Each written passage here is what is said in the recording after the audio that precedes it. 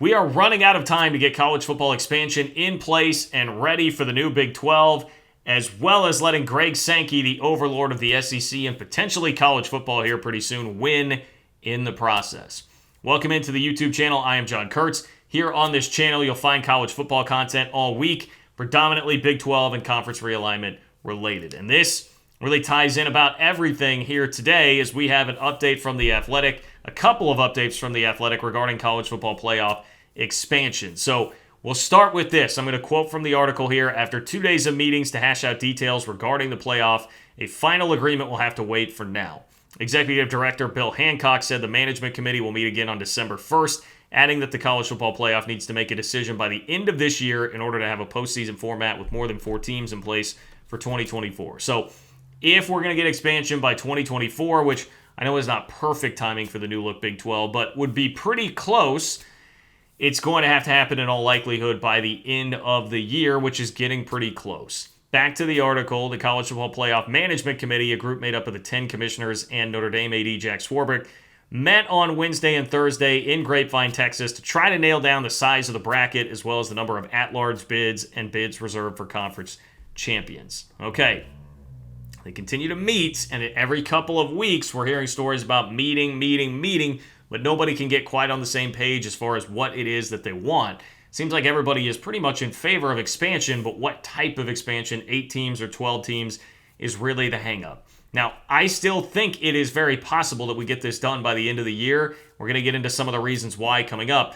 I also think it's something that really needs to happen, and you should want to happen for sure if you are a Big 12 fan. The sooner this happens, the better. And here's a quote from Hancock. He says, quote, "There is a consensus that expansion will be good for college football. It's just a matter of how." Again, reiterating that fact that there are some disagreements about the details here. One source, according to The Athletic, said, quote, "Do we want 12 or should we put this in the drawer and take it out in 18 months?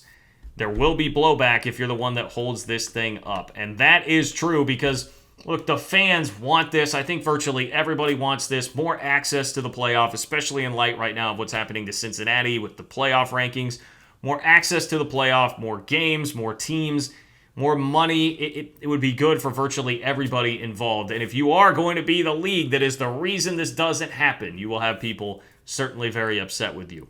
And look, I am a big proponent of a 12-team playoff. Obviously, for the Big 12's sake, we've been over it many a time on this channel, but you just want whatever system is going to include automatic conference champs getting in, whether that's going to still be Power 5 or you're just going to say the 6 top conference champions, which was the original proposal without it necessarily being Power 5. The Big 12 needs that. So that could happen with an 8-team playoff if you're going to do that and still have 5 automatic conference champions from the 5 power conferences. It probably doesn't change a ton for the Big 12 there, but just to be safe, I have always felt more comfortable with the idea of a 12-team playoff in the original proposal that existed. But we need some form of expansion. You need to give the Cincinnatis of the world a legitimate shot, some sort of automatic bid for the non-Power 5 leagues, which is what most of these seem to include. But just for example, I'm actually going to cite a positive stat here from Stewart Mandel. How about that? Maybe that should have been the tease for this video. A positive stat from Stewart Mandel. But he outlines exactly why a 12-team playoff would be good for the sport and the interest in the sport.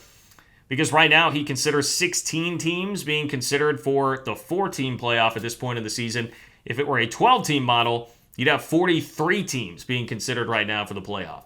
How much better does that sound in terms of just generating interest across the sport and having more teams active and engaged and thinking about the playoff and the implications of that as the season winds down? And if you want to tell me, well, then, John, it wouldn't matter for some of these teams playing these games. It wouldn't put nearly as much stress and emphasis on every single game.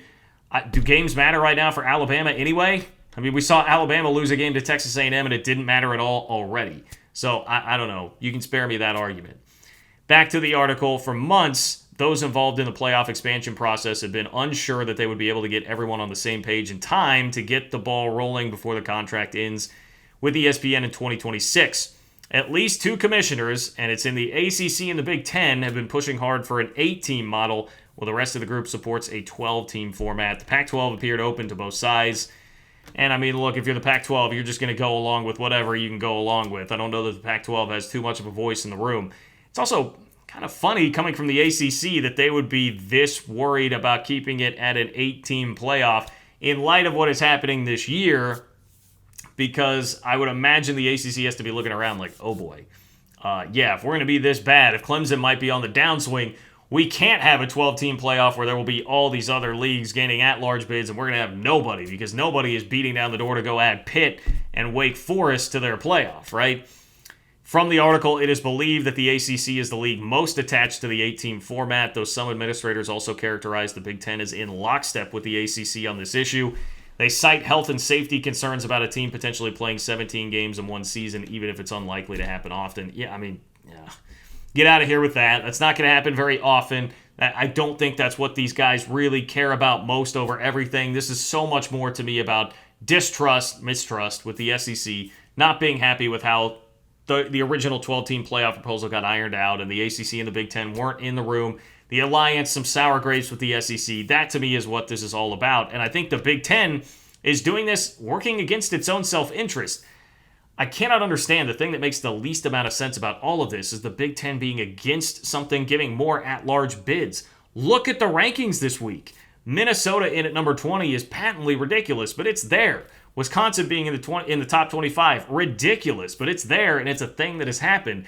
The Big Ten would get so much benefit of the doubt, and they do more than almost any league, even above the SEC, in the playoff rankings consistently. So that would be more money, more exposure, just better for the Big Ten overall. I cannot fathom why they are trying to hold a 12-team playoff back, but hey, I guess whatever works. You wrote down on a napkin at Applebee's that you were going to be a part of this alliance with the ACC and the Pac-12, and you're going to pull them along with you.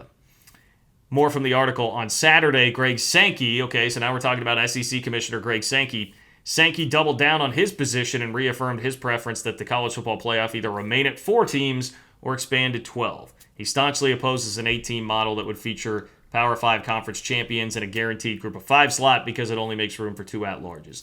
Makes perfect sense. The SEC is thriving now. They dominate the playoff more than anybody right now, and if they went to 12, they would get plenty of at-large teams in. You go to 8, then you're kind of shrinking the pool for everybody, including the SEC. Now everybody's sort of like back to your level where there's not as much access outside of your conference champions. That's not what the SEC wants. But the danger here is if you do let it get to the point where this gets stalled, the SEC wins if this stays at a 14 playoff for longer. That is just going to hurt everybody else. So I understand there are some hurt feelings. I understand there is some mistrust of Sankey of the SEC, but the bottom line is he holds the cards here because the 14 playoff works best for the SEC. And if you don't agree on something by the end of the year, it's just going to be the SEC expanding and widening that gap between them and everybody else.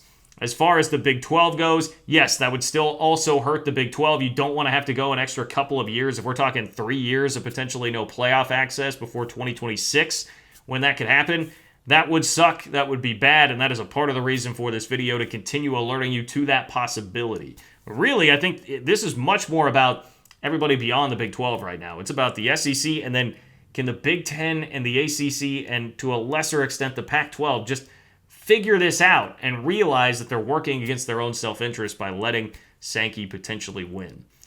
Thanks for tuning in today, guys. A reminder to subscribe if you have not. I talk college football on this channel all week. Big 12 football and conference realignment predominantly. You can follow me on Twitter at JLKurtz, JLKURTZ as well. Take care, and I will talk to you soon.